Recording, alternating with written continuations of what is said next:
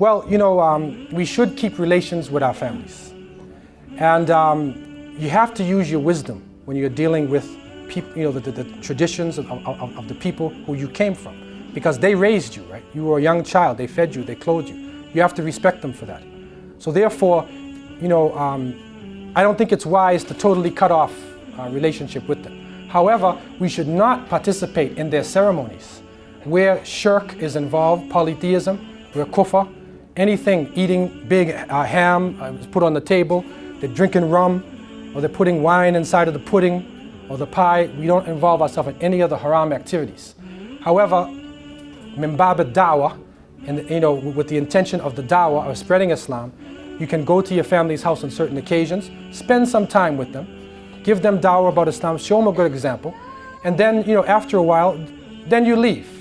Because usually people are civil and they meet and they talk about family affairs, and then later on, then they start breaking out the bottles. As soon as that cork comes off, or that bottle comes, you say, Assalamu alaikum, peace be upon you, I'm out of here. Then you have to leave, okay?